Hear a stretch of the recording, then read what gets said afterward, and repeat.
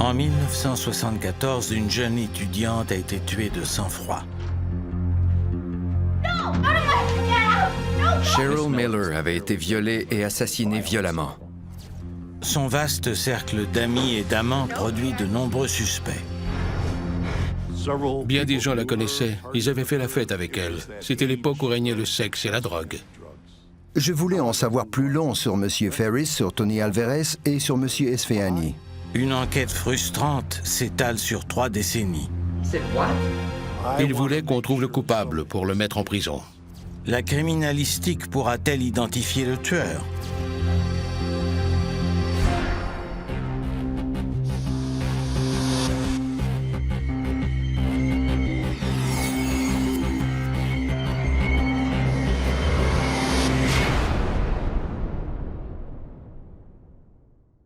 Cette reconstitution est basée sur le récit de témoins, les preuves de la police et les dossiers judiciaires. À Saginaw, au Michigan, Maxine Gutiérrez rentre chez elle à 6 heures après avoir fêté toute la nuit. Elle cherche sa colocataire Cheryl Miller. Oh my God.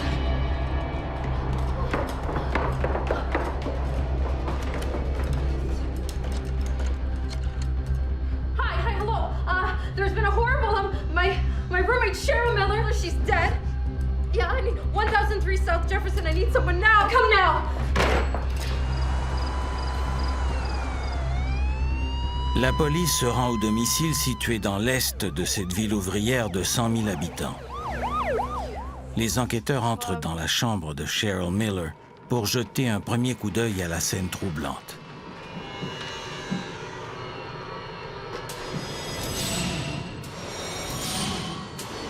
Tom Reeder est l'enquêteur principal dans cette affaire. On m'a informé du meurtre de Cheryl Miller. J'ai moi-même développé les photos que notre technicien d'identité judiciaire a prises de la scène de crime. La victime portait une chemise bleue. Des sous-vêtements étaient étendus sur sa poitrine.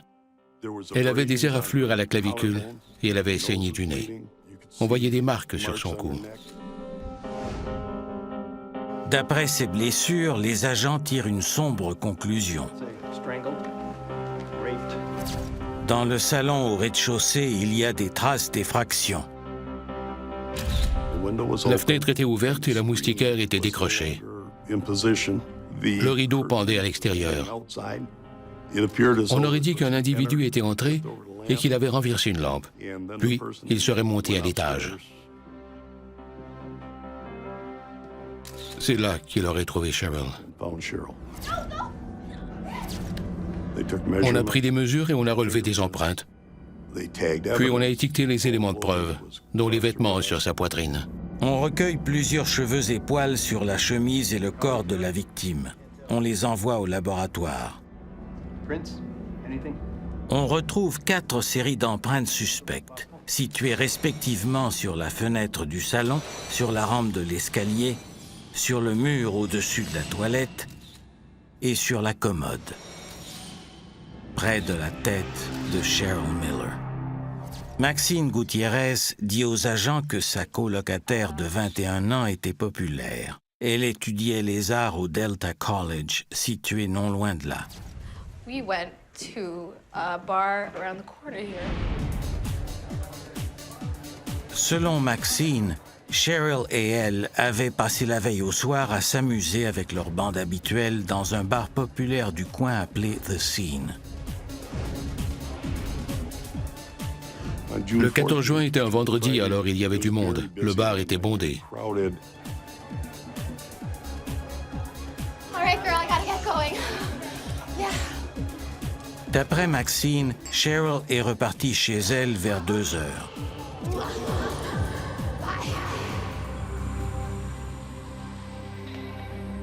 I went out to the party at around 4, and then I came back here at 6. I went up, and I just found her.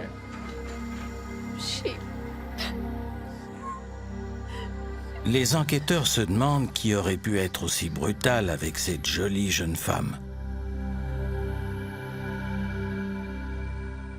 On espère que l'autopsie révélera des indices quant à l'identité du tueur. Le pathologiste établit l'heure du décès entre 5h30 et 6h. La cause du décès est la strangulation. Une petite déchirure vaginale et la présence de sperme confirment qu'il y a eu viol. Le pathologiste dépose du sperme sur des lames qu'il étudie au microscope. Comme il ne trouve aucun spermatozoïde dans le liquide, il déclare dans son rapport que le tueur doit être stérile. On soumet les lames de microscope et le rapport à un expert en criminalistique, Richard Bisping. This just came in. Oh, okay, great, thanks very much. Je travaillais au laboratoire East Lansing de la police de l'État du Michigan. J'étais responsable de la sérologie et des preuves biologiques. J'ai donc procédé à l'identification du sang et du sperme, puis à l'identification et à la comparaison des cheveux, des poils, des fibres et d'autres éléments de preuve. À l'époque, on ne testait pas l'ADN. Richard Bisping décide d'étudier le sperme sur les lames de microscope pour tâcher d'identifier un suspect. Au microscope, je n'ai vu aucun spermatozoïde dans le sperme sur les lames. C'était la seule analyse possible. L'expert examine alors les cheveux et les poils, des éléments de preuve que lui ont fournis les enquêteurs. Ils ont trouvé des cheveux, des sourcils et des poils pubiens de couleur foncée, mais non négroïdes. C'étaient des cheveux et des poils noirs de type probablement asiatique, méditerranéen ou hispanique. La police recherche un tueur aux cheveux foncés. En interrogeant des proches de la victime, on cible un premier suspect, Abbas Esfahani.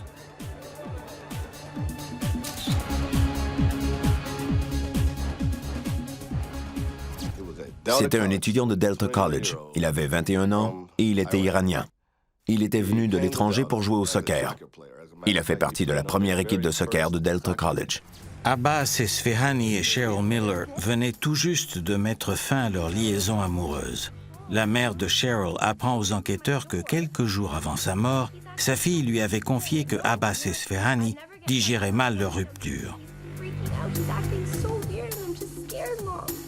Des témoins les ont vus ensemble le fameux soir du 14 juin. Le soir de sa mort, elle parlait avec lui au bar The Scene. On a su qu'elle l'avait quitté un jour ou deux auparavant. Le jeune Iranien était agressif et elle en avait assez de se faire harceler. Les enquêteurs obtiennent ses empreintes du bureau des étudiants étrangers. L'empreinte de pouce sur la rampe appartenait à Abbas Esfahani. La police de l'État a prouvé que c'était son empreinte. La police pense avoir trouvé l'homme qui a tué Cheryl Miller.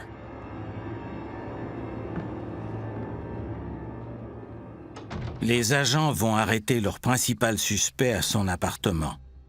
Ils constatent que Abbas Esfahani est parti depuis longtemps.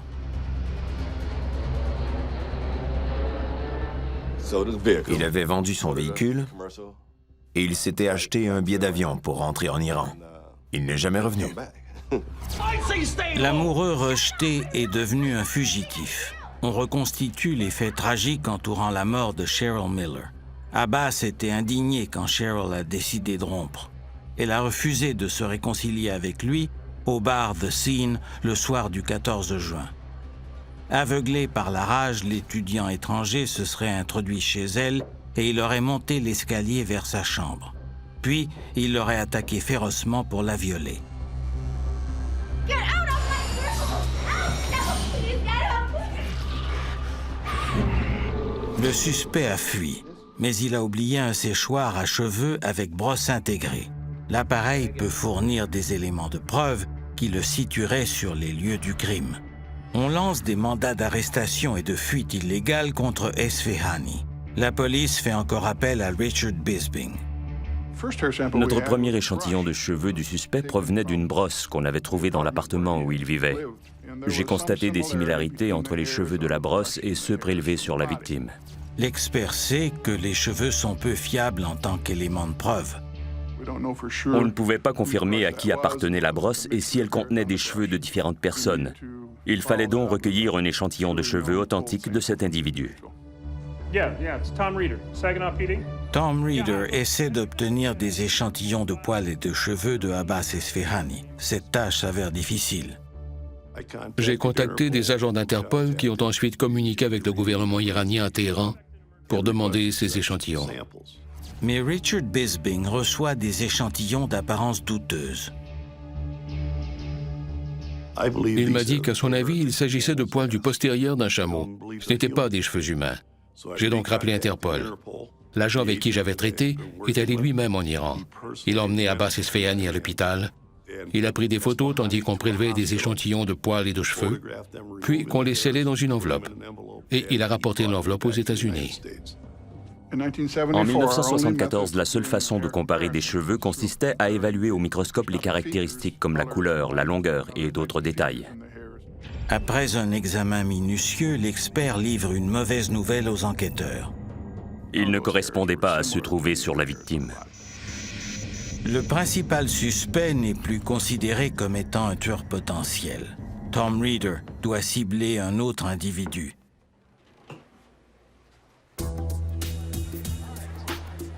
Il concentre son attention sur le cercle d'amis de Cheryl Miller qui est plutôt considérable. Ces jeunes faisaient la fête ensemble, mais ils se fréquentaient tous entre eux. Il y avait souvent des soirées chez Cheryl et Maxine Gutiérrez. J'ai rencontré bien des gens qui la connaissaient. Ils avaient fait la fête avec elle. Certains avaient même eu des rapports sexuels avec elle. C'était l'époque où régnait le sexe et la drogue. Elle avait eu plusieurs partenaires durant cette période. Maxine confie à Tom Reeder que son cousin, Tony Alvarez, avait habité chez elle durant un certain temps avant le meurtre. C'était un homme de type hispanique aux cheveux noirs. Il était donc possible que ses poils et ses cheveux soient liés à l'affaire. We are going for a ride on my motorcycle. Yeah, I don't think Nope, so. we are. Let's go. Les deux s'étaient liés d'amitié. It's gonna be fun. We're going. Quand on l'interroge, Tony Alvarez avoue qu'il était attiré par Cheryl. You ever hit on her? No. Tom Reeder demande des échantillons à son nouveau suspect. Il m'a donné des sourcils, des cheveux et des poils pubiens. On envoie vite les échantillons au laboratoire. Dès le départ, on a vu que ses cheveux, ses sourcils et ses poils pubiens ressemblaient à ceux qu'on avait recueillis sur la victime. Une fois de plus, Tom Reeder pense avoir trouvé le tueur. Mais comme on détient peu d'éléments de preuve, on fait passer à Tony Alvarez un test polygraphique. Did you enter Cheryl Miller's bedroom on the evening of June 14th, 1974? No. Il a échoué.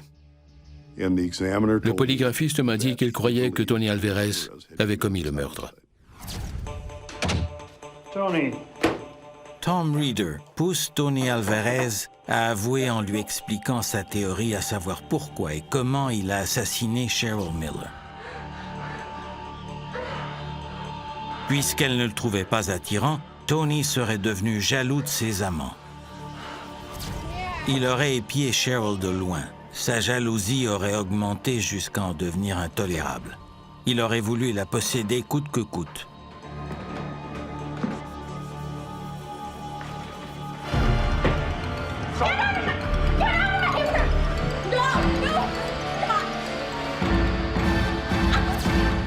Tony n'a pas admis qu'il avait commis ce crime. Alors on lui a fait passer un autre test polygraphique. Did you rape Cheryl Miller? No. Cette fois, Tony Alvarez réussit le test. On a procédé à un troisième test polygraphique, que M. Alvarez a également réussi. Le troisième a donc annulé ses tests précédents.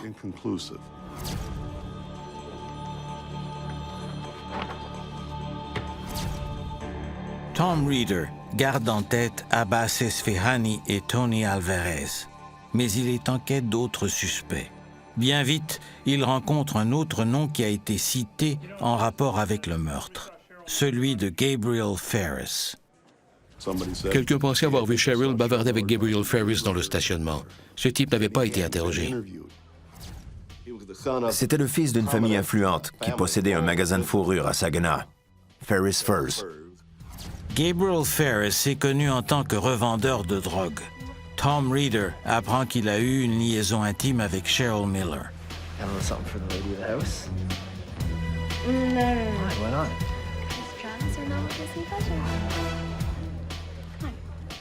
Il avait aussi une réputation de tombeur. Alors c'était un type qui était à la fois dangereux et très charmeur. Les enquêteurs fixent un rendez-vous à Gabriel Ferris. Selon lui, il avait déjà été amoureux d'elle. Cheryl et lui avaient eu plusieurs rapports sexuels.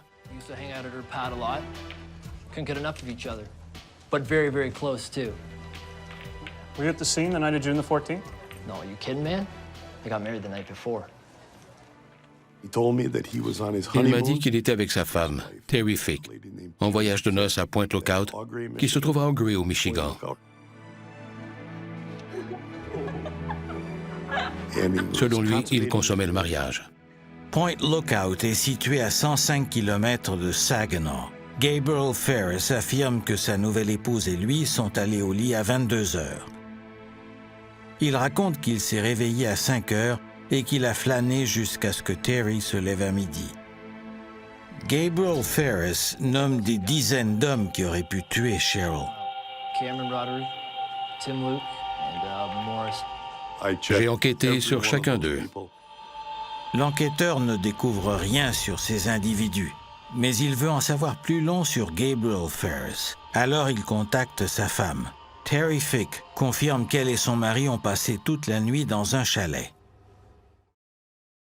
En interrogeant à nouveau des témoins, Tom Reeder ne trouve personne qui peut certifier que Gabriel Ferris était au bar avec Cheryl Miller le 14 juin.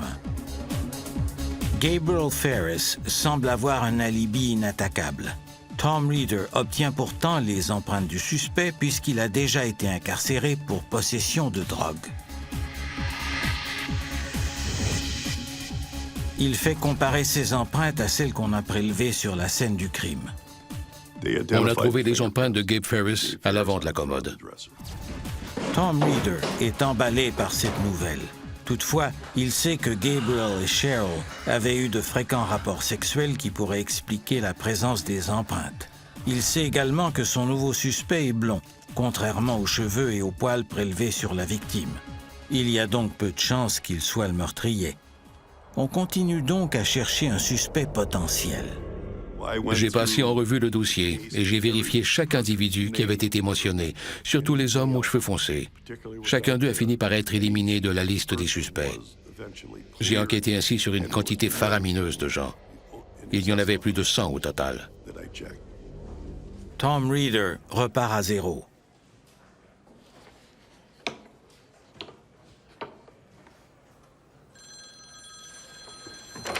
Mais pas tout à fait. Au cours des mois suivants, l'enquêteur reçoit plusieurs appels de l'homme qu'il a écarté en tant que suspect. Yeah, we're still looking. Tom! Did you check out those cats I was telling you about? Did you check them out? You gotta check them out, man. Check them out, okay? J'ai demandé à Gabe pourquoi il tenait à avoir autant d'informations sur l'affaire. Il m'a répondu qu'il voulait à tout prix qu'on trouve le coupable du meurtre pour le mettre en prison. Je l'ai assuré que j'y travaillais. Mais ces appels m'ont mis la puce à l'oreille. Tom Reeder fixe de nouveau son attention sur Gabriel Ferris. Il apprend qu'un événement a eu lieu 2 jours avant le meurtre. Cheryl Miller avait fait une scène en apprenant que Gabriel Ferris l'avait laissé en plan pour aller voir sa fiancée. What? That's why he didn't make it to the scene last night? He's getting married. Yeah, Cheryl. So done with him. Mais les recherches de l'enquêteur seront freinées à cause de la loi du silence qui prévaut dans le cercle d'amis du revendeur de drogue. Got supplies here, people. Who wants some? What's up? I'm a little short, all right? So, I grant trust me some dispensation till trust next you, week, bro. okay? My best bet. Ces gens se méfient de la police et ils condamnent les délateurs. Il semblerait que Gabriel Ferris intimide ses pairs. Mais au fil du temps, l'agent Reeder réussit à leur délier la langue. En 1976, 2 ans après le meurtre, le mariage de Gabriel Ferris est rompu depuis longtemps. Linda Fairbanks, sa nouvelle petite amie, a 16 ans. Elle relate un curieux événement à l'enquêteur. Well, we all drove to Ann Arbor, and me and Gabe and our friends Tom and Patty Skiba went for some drugs, you know. Am I gonna get arrested or anything for that? Well, no, I don't think that's a problem. It is a murder investigation. I think you'll be okay. So we just pulled over and partied. Ils fumaient de la marijuana dans la voiture. Pendant ce temps, quelqu'un a demandé à Gabe de leur parler de Cheryl Miller. Il s'est mis à commenter l'enquête sur le meurtre. It's really creepy what happened to her, eh? Yeah, it is. I can't believe it. Like, nothing like that ever happens here. I know. Gross. I can't believe it. Yeah, no, man. Is it true she was raped? He didn't mean to kill her! He didn't mean to kill her! Il a empoigné la tue-tête comme s'il allait étrangler quelqu'un. Il a dit que le meurtrier ne voulait pas la tuer. Il a ajouté qu'il savait pertinemment que c'était un accident. I couldn't tell if he was talking about himself or putting himself in the killer's shoes. Anyway, it was really upsetting. On interroge séparément Tom et Patty Skiba qui racontent la même anecdote. Puis, lorsque Tom Reader questionne de nouveau Terry Fick, l'ex-femme de Gabriel Ferris, celle-ci change sa version des faits à propos de la nuit du meurtre. Well, the first time that I woke up, I remember being 2 a.m. À son réveil, son mari avait disparu. Elle avait regardé autour d'elle, puis elle s'était recouchée. Elle s'était rendormie en se disant que c'était peut-être un rêve. Elle avait dû rêver qu'il était parti. Then the next thing I heard was a car. Then the cottage door slammed, and I woke up and it was morning. Okay? Where were you? I just went out for some breakfast. Il portait un pantalon blanc. Il y avait une tache de sang de la taille d'une pièce d'$1 sur sa cuisse. Sa chemise était souillée de petites éclaboussures de sang. How'd you get blood on your clothes? This? Yeah. The rabbit with your car. It got lodged under the wheel. Après le déjeuner, il a enlevé les vêtements qu'il portait cette nuit-là et il les a brûlés. The thing is, I'm not sure if this was just a dream or if it really happened or not, you know? Terry Fick avoue à l'enquêteur qu'elle a d'abord appuyé son mari par peur. Now we were on our honeymoon and... Elle était très nerveuse. Gabriel Ferris la terrifiait totalement. Elle pensait que sa vie était en danger. L'alibi de Gabriel Ferris vient de s'écrouler. Tom Reader croit détenir des arguments assez solides pour faire arrêter son principal suspect. Mais le procureur de l'État n'est pas du même avis. Il m'a téléphoné pour me dire qu'on ne pouvait pas prendre le risque de porter cette affaire devant les tribunaux sans avoir d'autres preuves corroborantes. Le procureur de l'État soutient que les arguments reposent sur des preuves circonstancielles. Selon lui, l'agent Reader doit trouver une preuve tangible contre Gabriel Ferris pour qu'on puisse accuser ce dernier. L'enquêteur passera les 8 prochaines années à chercher cette preuve tangible. J'ai travaillé à cette enquête chaque semaine sans exception. Je passais le dossier en revue, ou j'allais au bar The Scene. Je n'arrivais pas à mettre la main sur cette preuve tangible.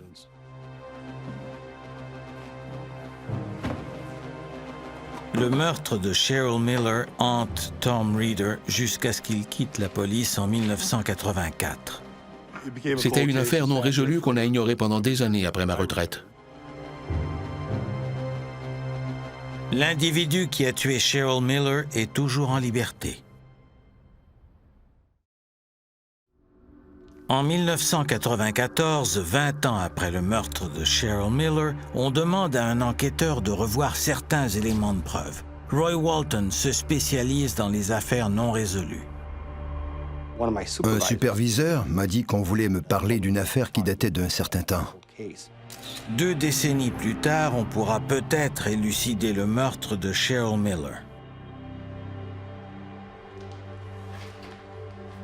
De nouveaux éléments de preuve qui ont fait surface ravivent l'intérêt de la police pour cette affaire.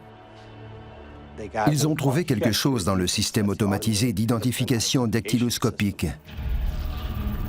Des agents ont vérifié par hasard des empreintes de diverses affaires non résolues, dont celle du meurtre de Cheryl Miller. On identifie les empreintes qu'on avait prélevées à l'époque sur le mur de la salle de bain. Elles appartiennent à un certain Kevin Lee Grimes. Maintenant âgé de 50 ans, Kevin Lee Grimes travaille dans une usine de fabrication de la région. Mais en 1974, il faisait partie du cercle d'amis de Cheryl Miller et de Gabriel Ferris. Roy Walton interroge M. Grimes, puis il confirme que ce dernier avait visité les lieux du crime. Il avait été chez elle lors d'une fête. L'enquêteur avance que Kevin Lee Grimes a rencontré Cheryl et qu'il l'a trouvée attirante. Puis, il s'est introduit chez elle et il l'a tuée quand celle-ci a refusé ses avances sexuelles. En nettoyant les traces du crime, il a laissé son empreinte digitale au-dessus de la toilette.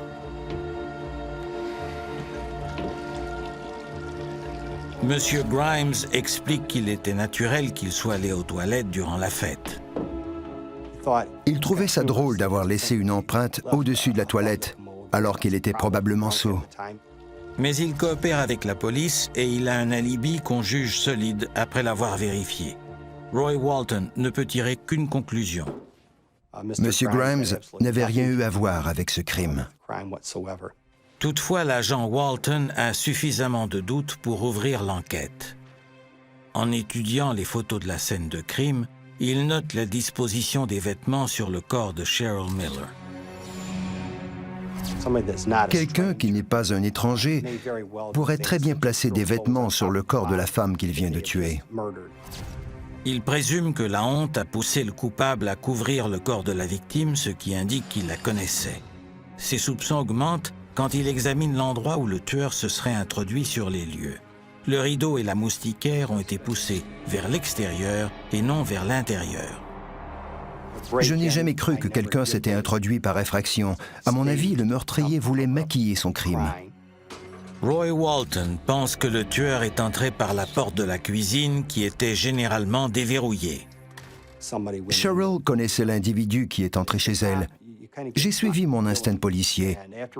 Après avoir révisé les éléments qu'on m'avait fournis, je voulais en savoir plus long sur M. Ferris, sur Tony Alvarez et sur M. Esfahani. Je devais donc questionner tous les gens que j'arriverais à retrouver pour formuler ma propre opinion sur les déclarations de ces trois hommes. L'enquêteur interroge à nouveau près de 100 personnes. Il obtient de nouvelles informations quant aux allées et venues de Tony Alvarez la nuit du meurtre. Cette nuit-là, il était à Bay City, où il vivait avec sa petite amie la plupart du temps. Cette ville est à 18 km au nord de Saginaw. L'histoire de Abbas Esfahani s'éclaircit également. J'ai compris pourquoi il avait quitté la ville. Son départ n'avait rien à voir avec le meurtre de Cheryl Miller. Il étudiait à temps plein au Delta College et il avait de la difficulté. Il n'a même pas réussi un cours. Il est simplement rentré dans son pays parce que son père avait cessé de payer l'éducation qu'il gaspillait. Mais en questionnant Terry Fick, l'ex-femme de Gabriel Ferris, il décide de scruter le troisième suspect. Elle craignait visiblement cet homme. Il avait des pratiques sexuelles assez agressives. He was rough. He choked me, tried to rape me. Anything to control me. Dans sa déclaration originale, elle avait confirmé l'alibi de Gabriel Ferris. En 1976, elle a changé sa version des faits. 20 ans plus tard, elle la change encore une fois. Gotta go take care of some business, baby. Oh, don't go, baby. Go back to bed. All right.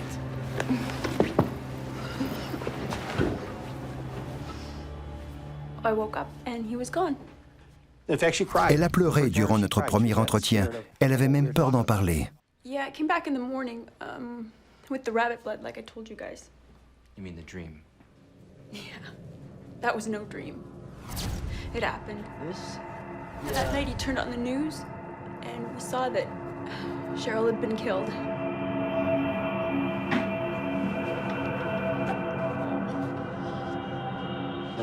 Monsieur Ferris pleurait, mais il n'avait pas de larmes aux yeux. That was my last girlfriend. Gabriel Ferris lui avait dit que s'il avait eu une dernière relation sexuelle avec Cheryl la nuit avant leur mariage, cette dernière serait peut-être encore vivante. Elle ne nous avait pas dit ça, mais je n'ai pas senti qu'elle mentait. Elle ne faisait que décrire plus précisément ce qu'elle avait vécu. Roy Walton découvre que 20 ans plus tard, les connaissances de Gabriel Ferris, qui méprisait les policiers, veulent maintenant agir comme il se doit. Parfois, le temps apaise les peurs. Il fallait abattre les barrières qui nous séparaient. Linda Fairbanks, l'ex-petite amie de Gabriel Ferris, a une trentaine d'années. Elle dévoile des détails sur lui qu'elle avait omis en 1976. Elle ne nous avait pas menti, mais elle ne nous avait pas dit tous les faits. No, he didn't say the killer didn't mean to do it. I didn't mean to kill her. He said, I didn't mean to do it.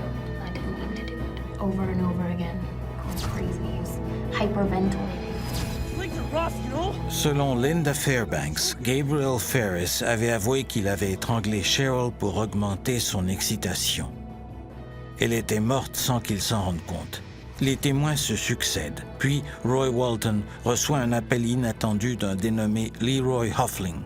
Monsieur Hoffling m'a dit que Gabriel Ferris était un bon ami à lui. Ils vendaient et ils consommaient de la drogue ensemble. Leroy Hoffling est un ancien combattant qui souffre d'avoir été exposé à l'agent orange. Il veut libérer sa conscience avant de mourir. There's some things you should know about Cheryl Miller.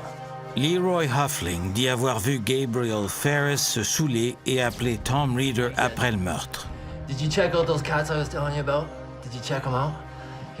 D'après M. Hoffling, Gabriel Ferris voulait savoir à quel point les agents se rapprochaient de sa piste. You guys are taking way too long, man. La drogue aidant, Gabriel Ferris devenait de plus en plus bavard. Went up to her room and everything, man. She told me to get out. She told me, why am I here? Why I'm married now? Like what? You know, it is the age of Aquarius. En fait, Gabriel Ferris a admis à M. Hoffling qu'il avait tué Cheryl. Il s'était mis à se disputer avec elle et il l'avait tuée par accident. Puis il avait paniqué et il s'était enfui. L'agent Walton visite la dernière personne sur sa liste. Gabriel Ferris vit maintenant à Elgin, dans l'Illinois. Lorsque j'ai rencontré M. Ferris, il ne ressemblait plus aux photos qu'on avait de lui. Il était presque chauve et il avait vieilli. Comme il était pauvre, il habitait dans une résidence qui appartenait à une église du coin. Here you go, Gabe. Thanks. Thanks for your time today. Why don't you take a look at this? This is your statement from the 70s. On a discuté ensemble pendant près de 2 heures. You know, Gabe, I'm a little confused. Are you changing your story? Telling you.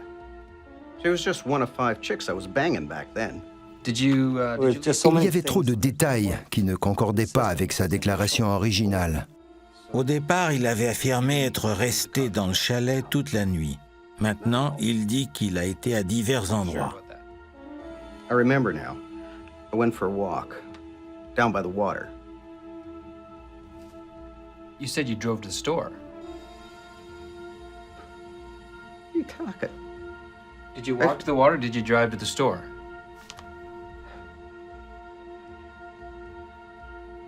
Yeah. I went to the store. And then I went for a walk. Well, let me tell you what I think. I think you killed Cheryl Miller. Pendant un instant, j'ai cru qu'il allait tout me déballer. Puis, il s'est ravisé. I got places to be. Roy, I didn't have nothing to do with this.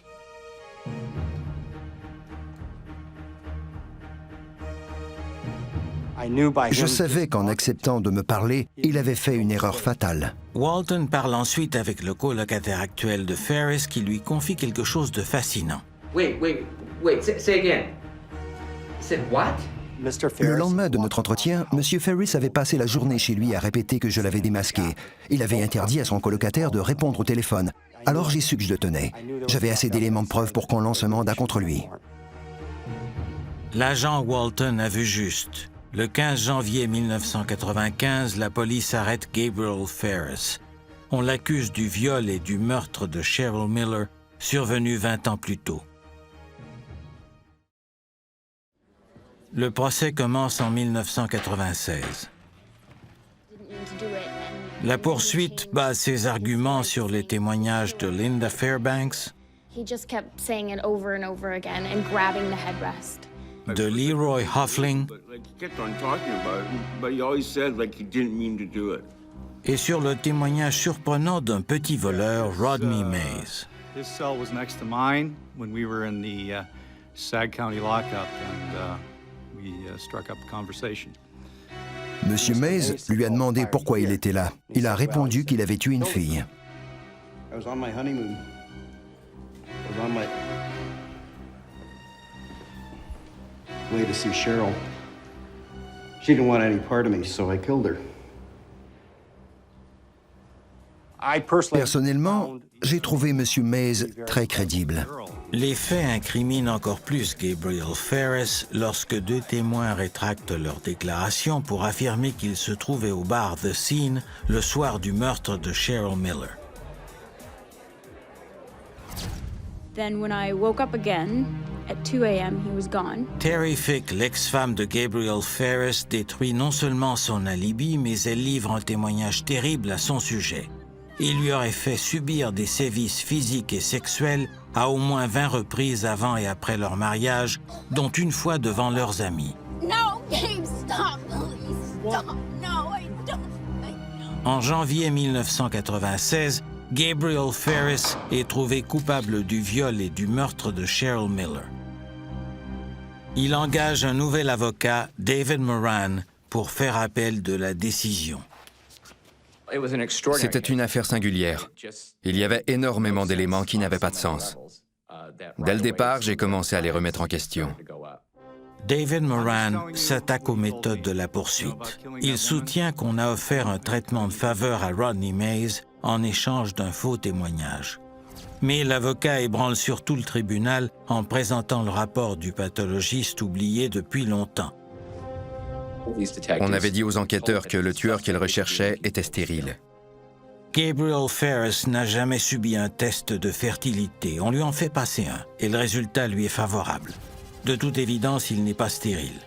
David Moran veut ensuite faire comparer l'ADN de son client avec celui du sperme monté sur les lames de microscope en 1974. Cela prouverait son innocence, mais les lames ont disparu depuis des années. On avait envoyé les lames au laboratoire médico-légal de la police du Michigan. Mais selon le technicien qui avait reçu les lames sur place, elles avaient été montées incorrectement, si bien qu'il les avait jetées. On aurait aimé avoir en main ces preuves matérielles. En août 1999, on renverse la condamnation de Gabriel Ferris et on lui accorde un nouveau procès. Il passera les 4 années suivantes en prison pour retourner devant le tribunal en février 2004. Il a alors 54 ans. Le deuxième jury a failli atteindre une majorité, mais en vain. Je n'aurais jamais cru que le jury serait bloqué. En mai 2004, 30 ans après le meurtre sauvage de Cheryl Miller, le 3e procès débute. Gabriel Ferris est maintenant représenté par Dan Willman. L'avocat de la poursuite est Jeff Stroud. Evidence keeps pointing to Gabe Ferris. Jeff Stroud appelle à la barre les mêmes témoins qui attestent les confessions et le comportement bizarre de Gabriel Ferris au fil des ans. La défense met en doute leur habileté à se souvenir précisément au bout de 30 ans des événements qui ont eu lieu alors qu'ils étaient sous l'influence de la drogue et de l'alcool.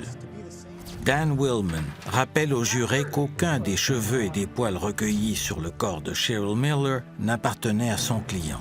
Ce dernier aurait pu laisser ses empreintes sur la commode lors de leurs nombreux rapports sexuels. L'avocat de la défense avance une théorie différente sur l'identité du tueur. Il suggère que le vrai coupable serait Tony Alvarez. Mais la poursuite explique pourquoi on a trouvé des poils et des cheveux foncés sur la victime et non pas ceux de Gabriel Ferris. Les agresseurs ne laissent pas tous des cheveux et des poils sur place. Un être humain en perd une centaine par jour, mais pas toujours durant un crime. La poursuite soutient que les poils et les cheveux prélevés sur la victime provenaient du tapis sur lequel a eu lieu l'agression. Cheryl Miller donnait souvent des fêtes et elle avait bien des partenaires sexuels. Alors il y avait beaucoup de circulation dans sa chambre. Au fil du temps, les visiteurs ont laissé des poils et des cheveux sur le tapis qui ont été transférés sur le corps de la victime pendant le meurtre. Ne se laissant pas démonter, Dan Willman ébahit la cour avec un nouvel élément de preuve. Son équipe a retrouvé les lames de microscope contenant du sperme. Le pathologiste les avait jadis utilisées pour établir que le tueur était stérile. En comparant le sperme des lames avec l'ADN de Gabriel Ferris, on pourrait prouver qu'il est innocent. Disons que Gabe Ferris était assez certain de gagner son procès en appel. Il semble que Gabriel Ferris sera bientôt libéré après avoir passé 8 ans en prison pour un crime qu'il affirme ne pas avoir commis.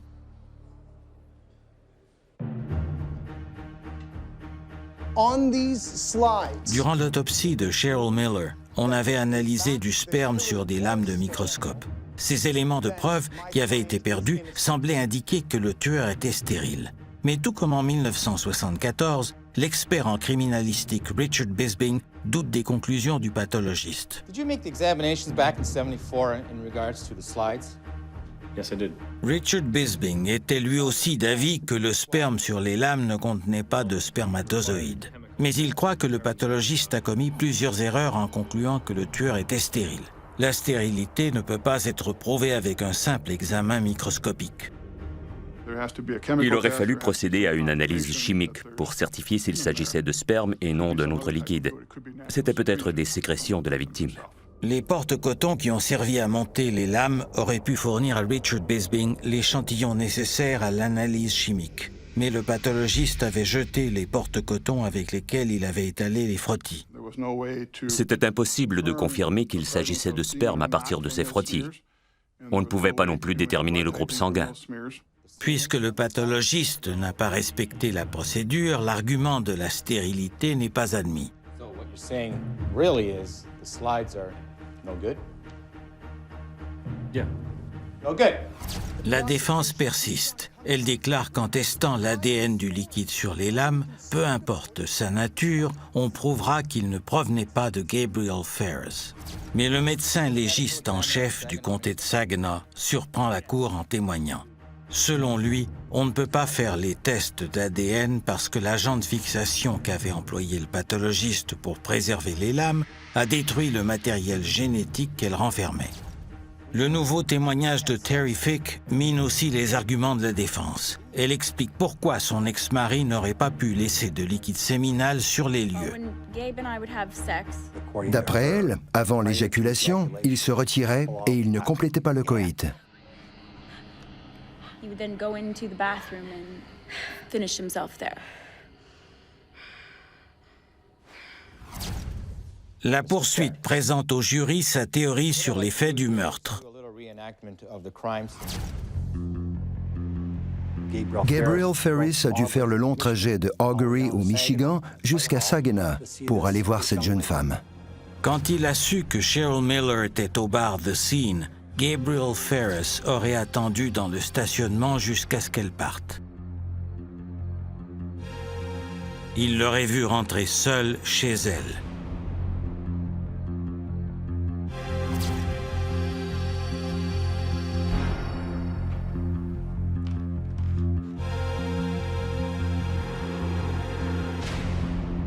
Il serait entré dans la maison par la porte de cuisine déverrouillée.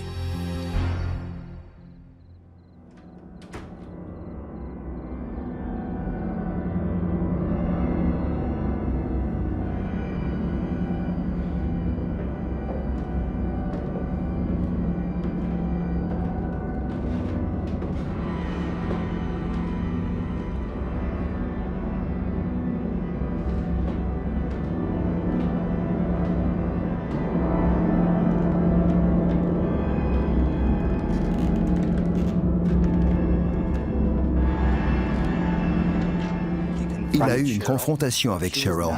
Elle devait être contrariée parce qu'il venait de se marier. Elle lui a dit de partir, où ils ont eu une prise de bec. Gabe, what are you doing here? No, Gabe, get out. Get out. You're supposed to be home with your wife. Get out.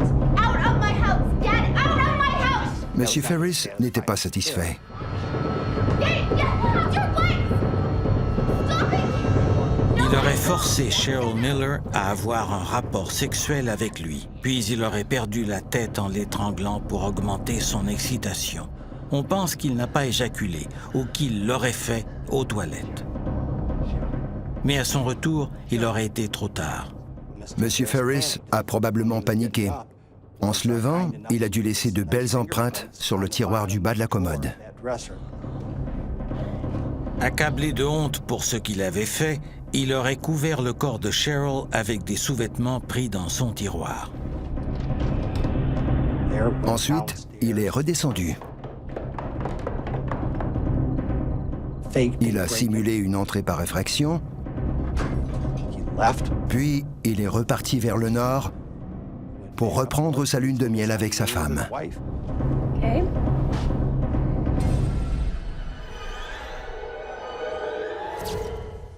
Le jury délibère pendant 2 jours et demi avant de livrer son verdict.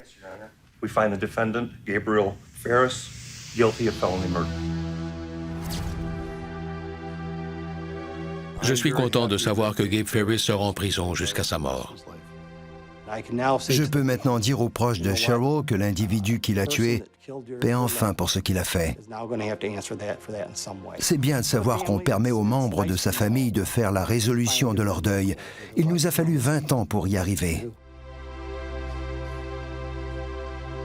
Gabriel Ferris purge une peine à perpétuité sans possibilité de libération conditionnelle pour le viol et le meurtre de Cheryl Miller.